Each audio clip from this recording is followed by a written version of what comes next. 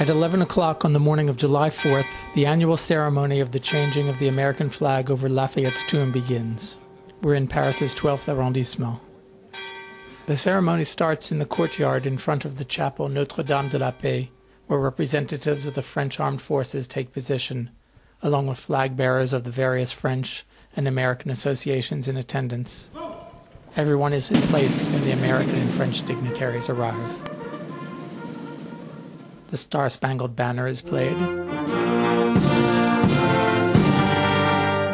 Then the Marseillaise. Then everyone marches out to the cemetery. The Picpus Cemetery is about 50 yards behind the chapel. The end of this lawn is where 2 mass graves were dug to dispose of the remains of the 1,306 people who were beheaded several hundred yards from here during the Revolution. The guillotine was set up at Place du Trône, now called Place de la Nation, for a 7-week period from June to July 1794.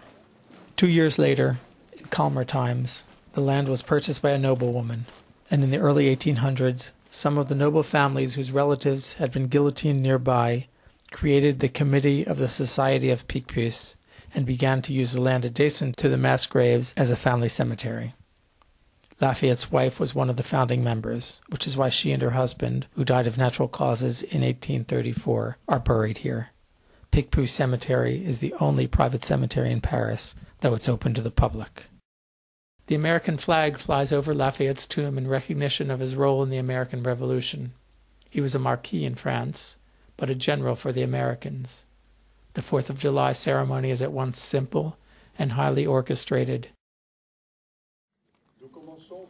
Once everyone is in place in the cemetery, the dignitaries are called up to place flowers on Lafayette's tomb. Société des American Friends of Lafayette. Monsieur le Duc de Noailles, président des Fils de la Révolution américaine en France. Monsieur le Duc de Choiseul-Praslin, président de la Société des Cincinnatis de France. Monsieur Pécala, chargé d'affaires de l'ambassade des États-Unis en France. Then, La Sonnerie des Morts, the French military call for the dead, is played.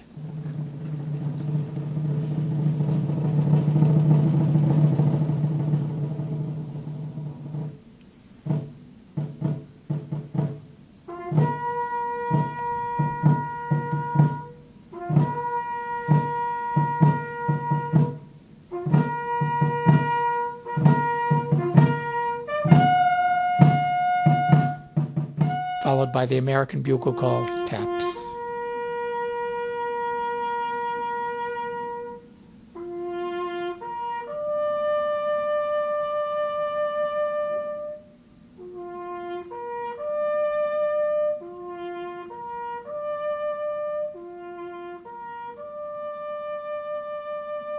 The central moment of the ceremony is the changing of the flag.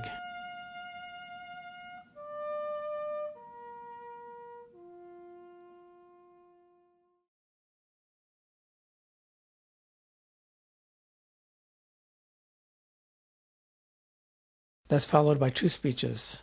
First by the representative of the American Embassy, this year the Chargé d'Affaires. Then the President of the French Sons of the Revolution, who speaks mostly about French-American relations and how we help each other in times of trouble. And again, the American national anthem is played.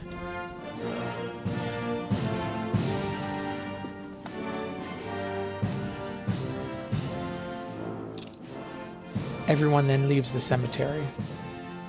On their way out, the dignitaries return to the chapel, where they sign the guest book.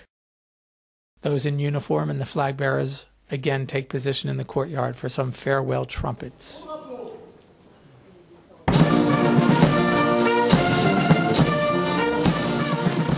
Followed by a very rousing Marseillaise, just in case any of the enfants de la patrie in the neighborhood are still sleeping.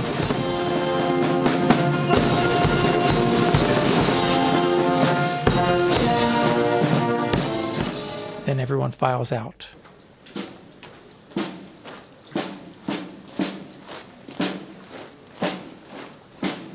At noon, everyone is gone.